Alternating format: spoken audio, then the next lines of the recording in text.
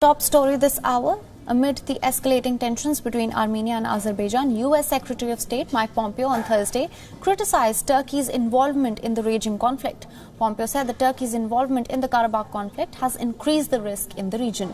He has also reiterated his call for diplomatic talks to resolve the issue. The hopes for a humanitarian ceasefire sank deeper on Thursday as both the sides continue to engage in new clashes. Armenia has accused Azeri forces of shelling a hospital in the disputed Nagorno-Karabakh region. The town of Martakar has been hit with artillery after a truce was negotiated in Moscow. Heavy fighting has continued for a third week in Nagorno-Karabakh despite the Russia-brokered ceasefire deal. Мы не боимся, этим они нас не сломают. Но вот по госпиталю это не по-человечески.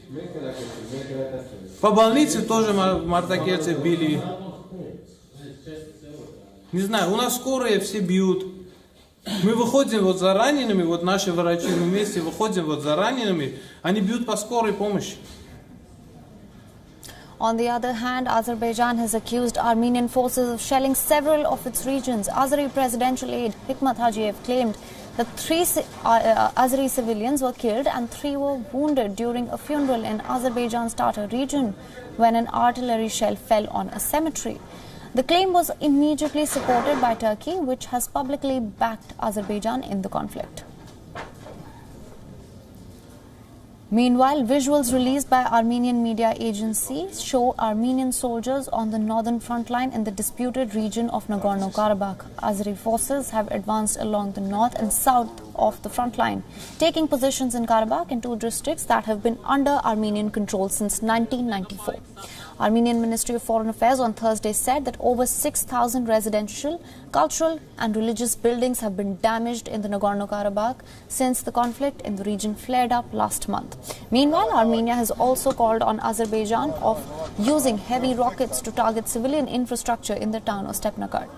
Now, residents of the disputed region are one of the worst affected due to the ongoing conflict. With continuous airstrikes and shelling, the lives of the local residents are in a constant circle of misery. Хотим, чтобы наши дети и наши внуки хотя бы жили в мире. В мирное время жили, а не так, как мы. Но это уже 3-я война. И очень страшная. Хотя это не война, это террор. Но хотя бы это был конец. And for more on this, we're now being joined by Russian affairs expert Neil Hauer. Thank you so much for joining us. My first question to you is the agreement on a temporary ceasefire in the disputed region clearly did not hold for too long. What do you think of that? I mean, that ceasefire held for about 5 minutes before Azerbaijan resumed strikes on civilian settlements. I mean, 5 minutes after midnight, after it went into effect, Azerbaijani forces again began striking Stepanakert, and shortly thereafter they launched another broad offensive across the front lines. I mean, Azerbaijan, its goal in this war is to seize more territory and to try and take back as much land as it can, essentially before winter starts, and so they have very little incentive to agree to a ceasefire. Now, Pompeo has said that Turkey's involvement in the Karabakh conflict has increased the risk in the region. How do you assess this statement?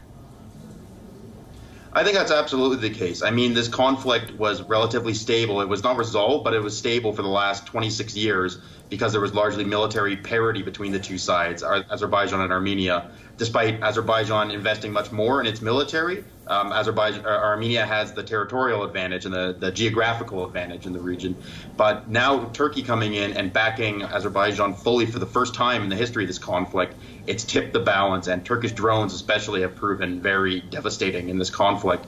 And so Turkey's involvement definitely has led directly to this re-escalation of hostilities here.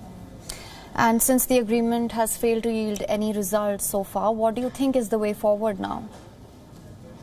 I mean, the only thing that can happen in this conflict that will bring it to some sort of resolution, I think, is going to be massive international diplomatic pressure using all available sorts of leverage, including sanctions against Azerbaijan and Turkey, because these are the 2 sides that are engaging in the conflict and that are pushing it and that have opened this new round of hostilities and have not any interest yet in truly acceding to peace talks. All right, Mr. Howard, thank you so much. joining us with all those details. We will continue to track this closely. Thank you.